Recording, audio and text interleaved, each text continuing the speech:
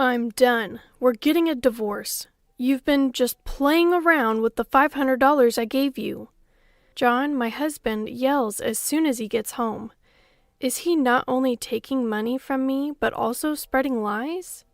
As I hear John's voice, anger starts boiling inside of me. John is being unreasonable. It seems he's not even willing to listen to my side. Seeing John's one-sided accusations without hearing me out, my affection for him vanishes instantly. Don't you want to hear my side of the story? I'm not interested in your excuses. Either return the money you spent right now or let's get divorced. What? Well then, let's divorce, I said with a smile. Right after, the front door opens. It seems our son Marcus has come home. Blaming Mom is totally wrong. What? Are you taking her side? She betrayed my trust by... Then it seems you both have betrayed my trust. We were shocked to see who appeared behind Marcus. Thanks to him, I was able to divorce John without any trouble. And by stopping the money transfer, they're going to experience hell. I'm Effie, 37 years old. Just a regular working mom, part-time in an office. I have a son, Marcus, who's in his rebellious phase. Marcus always liked studying and would proactively do his homework and revisions without me having to say anything. But as he entered his rebellious phase, he started to ignore me. However, he never said anything hurtful or got physical. Well, I guess that's typical for a high schooler. More troublesome than that are my husband, John, and my mother-in-law, Flora. John and I met in college, and after his persistent pursuit, we started dating. We got married after I got pregnant with Marcus right after college. A shotgun marriage, how disgraceful! Flora had a lot to say about that. She adored John and probably thought I had stolen him from her with dirty tricks. I suffered harassment from my mother-in-law. There were times she even targeted Marcus in my womb. What are you thinking? She was often scolded by her husband, my father-in-law Nathan, who is strict yet kind. He has helped us many times and is a benefactor to us. I have some interaction with Nathan, but I'm distant from Flora. Frankly, I don't want much to do with her. One day, I received a call from the unpleasant Flora. Could you increase the amount you're sending me? Actually, we've been sending money to Flora. There was a time when John mentioned living together with Flora. I rejected it, citing the lack of an apology for her past harassment, and Marcus being an exam student. John and Flora heavily criticized me for that. The wife of my son refusing to live together? You're not fit to be a wife. That's right, always dwelling on the past. Hey, you two. Living together means I'd have to change my high school for the entrance exams, you know. Marcus was the one who stopped that discussion. Marcus, being the heir, was adored by Flora. If I don't go to that high school, my dream will be out of reach. Are you two trying to sabotage my dream? If so, I'll never forgive you. Flora fell silent at Marcus's words. John, who adores Flora, also became quiet, watching Marcus's reaction. Nathan siding with us also played a big part. If you don't cherish your family, I might consider firing you, he warned John. Nathan runs a company where I work part-time, and John works there as a supposed successor. The reason I say supposed is that John is famously incompetent at work. Even I, working part-time, hear about it. He's probably there due to Nathan's generosity. John knew this, so he never brought up living together after that. Hence, we agreed to send money if we weren't living together. Honestly, I don't think we need to send money at all. I just want to show some filial piety, John pleaded, so I agreed. John hates hassle, so I receive $500 from him and directly transfer it to Flora. It's not like they need the money with Nathan's earnings. It's for Nathan's sake. Just do it without complaining, daughter-in-law. Flora cuts the call. Ignoring her could lead to her causing trouble. Until now, Marcus and Nathan have helped, but Marcus is in his rebellious phase, and Nathan is busy with a major project. It might be difficult to get their help. Persistently asked by Flora to increase the amount, I decided to add about $300 from my salary. Just $300, huh? Well, all right. Thank you. I've increased the amount, so please don't contact me unnecessarily. I firmly advised the cheerful Flora. Cutting ties with Flora would be ideal, but we owe Nathan a lot. I thought I'd endure until Marcus becomes independent. I'm home. Ah, welcome back. I have something to discuss. Then I tried to talk to John, who just returned from work, about the increase in the money sent. But John wouldn't even look at me. Irritated by his attitude, I tried to discuss this important matter. Ah, enough. You're so annoying. I'm tired. I'm taking a shower. With that, John quickly went to shower. Picking up the socks and tie John scattered, I sighed. Something wrong? Whoa!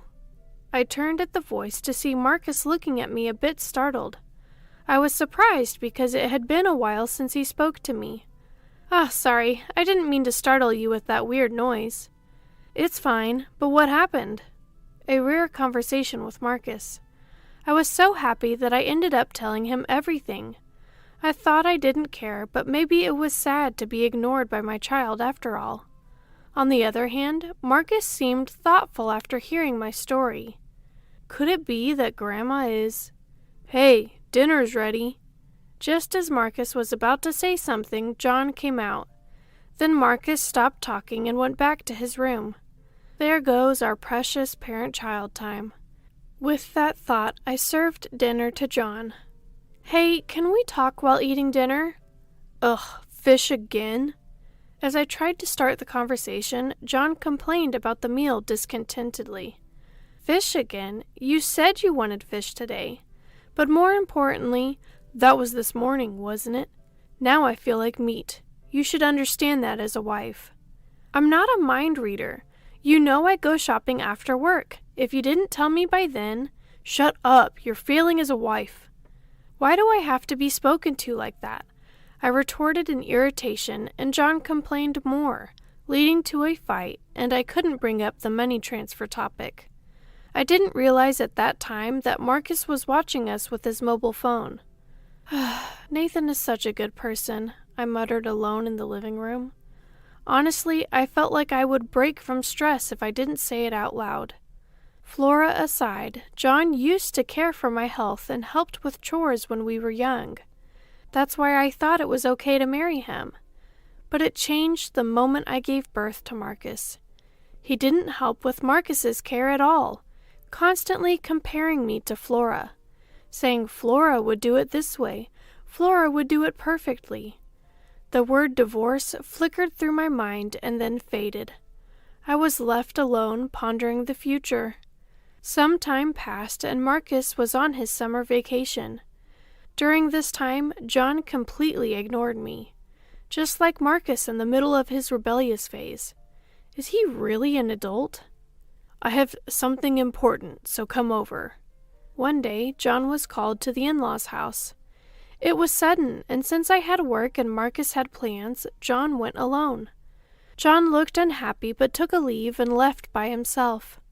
Where are you going, Marcus? To a friend's? Sort of. I see. Be careful and don't stay out too late. Then Marcus and I left the house separately. At work, I overheard conversations about how work was more efficient without John around, and couldn't help but give a wry smile. Then, when I got home, no one was there yet. Today, determined not to be criticized again, I started preparing dinner when, Hey, Effie! John's voice echoed from the entrance with a loud noise. What's wrong, John? Why are you so excited? You've been deceiving me, John yelled at my puzzled look. Huh? I tilted my head, not understanding his words, as John glared at me. I was utterly confused, but his next words made it clear. We're getting a divorce. You've just been playing around with the $500 I gave you. John started yelling as soon as he returned. Is he not only taking money from me, but also spreading lies? As I listen to John's voice, anger starts boiling inside me. John is being unreasonable. It seems he's not even willing to listen to my side. Seeing John's one-sided accusations without hearing me out, my affection for him vanishes instantly. Don't you want to hear my side of the story? I'm not interested in your excuses. Either return the money you spent right now, or let's get divorced. What? Well then, let's divorce, I said with a smile. Right after, the front door opens. It seems like our son Marcus has come home. Blaming Mom is totally wrong. What? Are you taking her side? She betrayed my trust by... Then, it seems you both have betrayed my trust. We were shocked to see who appeared behind Marcus. What? Nathan? Dad, why are you here with Marcus? There stood Nathan with an angry expression. What are you doing? Well, that... Answer me quickly. As Nathan asked coldly, John was suddenly at a loss for words. Nathan glared at him while Marcus took out his mobile phone. Then, our earlier conversation played from Marcus's phone. The conversation just now and Dad's attitude towards Mom all this time? I've been recording it. Anyone can see Dad is at fault. What? If you still blame Mom, or if you ever lay a hand on her, I'll punch you, even if I get arrested. Marcus, being athletic, is physically imposing. In contrast, John, a typical middle-aged man, has recently grown a potbelly. It's clear who would lose if it came to blows. You're defying your father? What do you mean by Dad? Someone who follows Grandma's orders and ignores Mom's opinions? Mom always faced me, even when I ignored her. What have you been doing as a dad? Just exploiting Mom? John fell silent at Marcus's calm words. Children grow up before you know it. Although it's a difficult situation, I can't help but feel happy that Marcus is standing up for me. John, I told you before what I'd do to someone who doesn't cherish his family, didn't I? At Nathan's words, John's face paled instantly. Well, of course. It's as if he's being told he's about to be fired. Mom, this is for you. Is this a divorce form? What was handed to me was a divorce form. Why does Marcus have it? And he's so well prepared, even if he is my son. Don't worry about me, Marcus said, so I quickly filled in my part and thrust it at John. John, seemingly shocked that I signed without hesitation, stared at me. Are you sure? It's going to be hard for you if we divorce. I'll manage. It's harder being with you. Plus, I won't have to deal with Flora anymore. But, just sign the divorce form already. John hesitated a bit but signed the form, cowed by Nathan's glare. Marcus, we're going to my parents' house. Get ready. Okay. Then we packed up lightly and Nathan drove us to my parents' house. John tried to follow, but stopped under the stern glances of Marcus and Nathan. On the way, we stopped by the city hall to submit the divorce form. I'm so grateful Marcus came back with Nathan. His help made it possible for me to divorce John safely. What about the money transfers? Of course, I'm stopping them. By stopping the transfers, they'll really see hell. We arrived safely at my parents' house.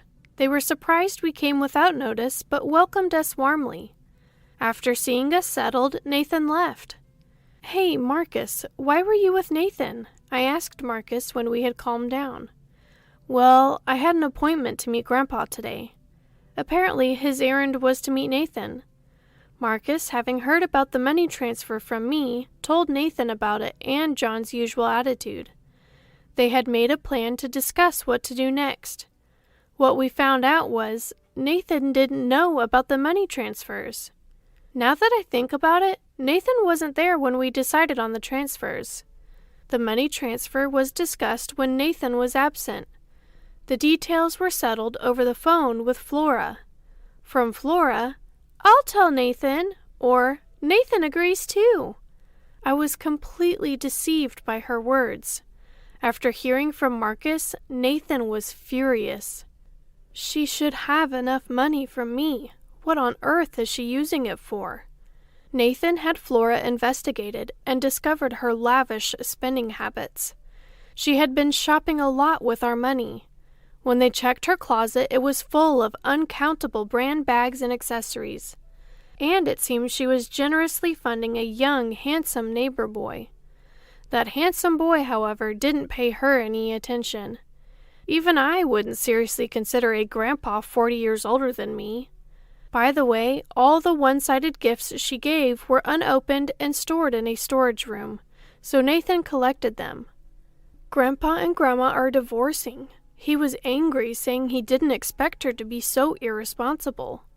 I know. Nathan, who decided to divorce Flora, was infuriated again when he saw John's attitude through Marcus's mobile phone.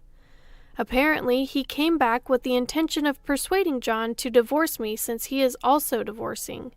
They planned to make John sign the divorce papers and were discussing Marcus's transition from part-time to full-time employment. However, I walked in on a scene where I was being blamed. So everything was prepared for this? Exactly, and this is from Grandpa. Saying that, Marcus handed me a paper with a property written on it. The property is of decent size, located exactly in the middle of high school and the company. It seems to be a bit away from the in-laws' house. What does this mean? As an apology for this time, Grandpa wants to give us this property. His words left me speechless. Certainly, both Marcus and I would need to drive from our current home to the new one. However, from this property we can continue commuting as before without much change. Grandpa insists. He says it's more appreciated if we accept it. I see. Well, I'll thank him later then. Even so, truly befitting a president to buy a house as an apology. I decided to accept Nathan's gesture with gratitude. Shortly after, John was fired. Not only for this incident, but also because it was revealed he had been causing various troubles despite being the president's son. He had been burdening others with his already limited workload, pressuring young female employees for relationships, and harassing male employees. When I mentioned considering disciplinary action, testimonies started pouring in. So John was promptly fired. Flora, divorced by Nathan and kicked out of the house, went to John's side. With little savings left after settlement and child support payments, and no job after being fired, they're in a difficult situation. The other day, I saw Dad working part-time, being scolded by my classmate. Oh, really? Did your classmate say anything to him? He did. He said, "Your ex-dad-like person came." I replied that he can scold him freely for using and scolding us so much. I see. It's miserable to be scolded by one's son's classmate every day. With his known incompetence at work and the challenges of finding a new job at his age, it's tough for John. Add to that his uncontrollable spending habits and being surrounded by Flora, he's now trapped in debt hell. I heard from a former neighbor that they often hear fights from his house, and the police were called recently. It seems he's embarrassed about it, and he might move out soon. Either that or he'll be forced out due to unpaid loans. On the other hand, I became a full-time employee. Although the responsibility has increased and I come home later than before, life has become more comfortable. There's no need for financial support, and Marcus, after hearing about John, developed an interest in part-time jobs. Now he earns what he wants on his own, so there's no need for strict budgeting. I won't squander money like Flora, so our future is secure. I still meet with Nathan. If you haven't decided on your future yet, how about joining my company as my successor after graduating college? Apparently, Nathan has always wanted Marcus as his successor. Having John work there was also a way to pique Marcus's interest. Of course, no pressure. If you don't find something else you want to do by graduation, just consider my company as an option, Nathan suggested. Marcus listened seriously to Nathan's offer.